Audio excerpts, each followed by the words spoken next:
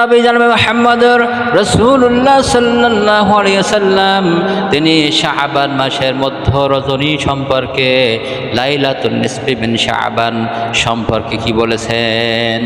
আল্লাহর নবী বলেন, ইন্নাল্লাহা লা ইয়াখতালিউ লাইলাতুন নিসফি মিন শাবান ফায়াগফিরু লিজামি'i খালকিহি ইল্লা লিল মুশরিকিন আও মুশাহিদ। আল্লাহর নবী জনাবে মুহাম্মদুর রাসূলুল্লাহ সাল্লাল্লাহু আলাইহি ওয়াসাল্লাম তিনি বলেছেন, শাবান মাসের মধ্য রজনী অর্থাৎ লাইলাতুন নিসফি মিন শাবানের রজনীতে আল্লাহ রাব্বুল আলামিন তিনি প্রথম আসমানে নেমে আসেন, আর আল্লাহ রাব্বুল আলামিন সমস্ত বান্দাদের দিকে তিনি তার দৃষ্টি দিয়ে থাকেন। ওই রাত্রিতে আল্লাহ রাব্বুল আলামিন তিনি সমস্ত বান্দাদেরকে ক্ষমার ঘোষণা দিয়ে থাকেন, সমস্ত বান্দাদেরকে মাফ করে দেওয়ার ঘোষণা দিয়ে থাকেন।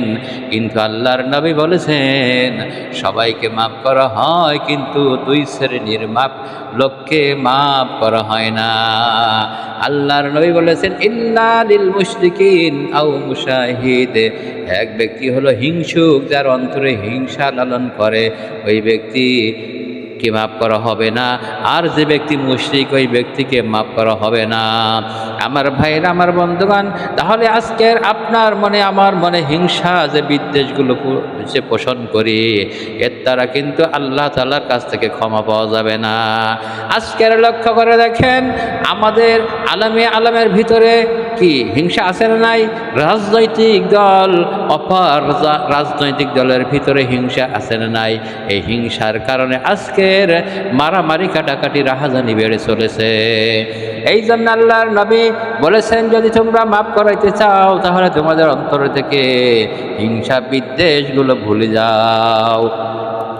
আর 2 নম্বরে মুশরিক বলা হয়েছে, যারা নাকি আল্লাহ রাব্বুল আলামিনের সঙ্গে সমস্ত কোনো কাজকর্মে শরিক করে, তাহলে ওই ব্যক্তিকে মুশরিক বলা হয়।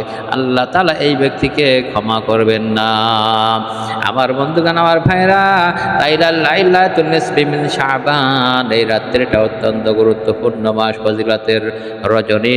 আমরা সবাই ইবাদত করার জন্য চেষ্টা করব।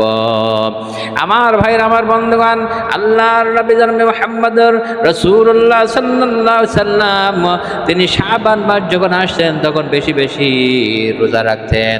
হযরত আয়েশা সিদ্দিকা রাদিয়াল্লাহু তাআলা আনহা বলেন, রাসূল করিম সাল্লাল্লাহু আলাইহি সাল্লামকে যা শাবান মাসের আমি অধিক পরিমাণে রোজা রাখতে দেখেছি। আমার বন্ধুগণ, আল্লাহর নবীর কাছে জিজ্ঞেস করা হলো, ইয়া রাসূলুল্লাহ, ইয়া হাবিবাল্লাহ, আপনি শাবান মাসে এত বেশি বেশি রোজা কেন রাখেন?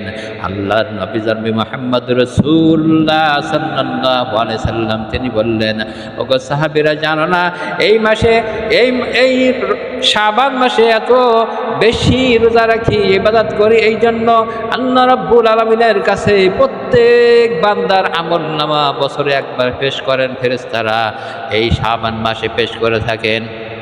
তাই আমি যাতে রোজা রাখি, যেন রোজা অবস্থায় আমার আমলনামাটা আল্লাহ তাআলার কাছে পেশ করা হয়। তাহলে ভাইরা আমার, আজকের জমায় যারা আসছেন সকলের কাছে আকুল আবেদন, আপনার আমলনামার হিসাব আমার আমলনামার হিসাব এই শাবান মাসে আল্লাহ তাআলার কাছে দিবে ফেরেশতারা।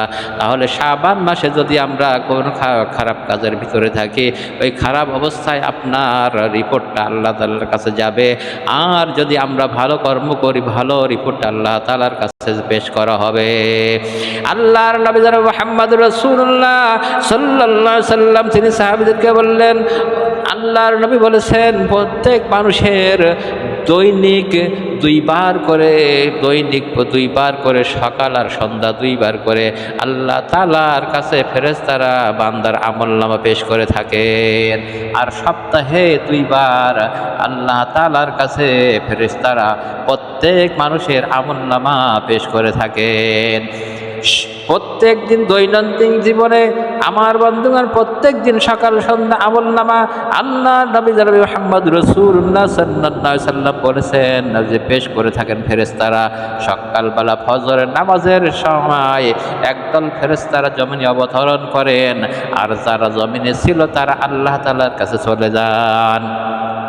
যে বাহিনী যে দল ফেরেশতারা আল্লাহর কাছে চলে গেলেন, ওই আল্লাহ তাআলা ওই ফেরেশতাদের কাছে জিজ্ঞেস করেন, আমার ফেরেশতারা তোমরা যে চলে আসছো আমার বান্দাকে কি অবস্থায় রেখে আসছো? তখন ফেরেশতারা বলেন, আল্লাহ তাআলা আপনার বান্দারা অমুক অমুক ভালো কাজ করতেছে, কোরআন তেলাওয়াত করছে, নামাজ আদায় করতেছে, এই অবস্থায় রেখে আসছি। আর এক কিছু কিছু বান্দারা এই খারাপের কি ভিতরে আছে, এই গুনার ভিতরে আছে, এইভাবে রেখে আসছি। তাহলে ভাইরা আমার বন্ধুগণ, আপনার আমলনামা আমার আমলনামা পেশ করা হবে।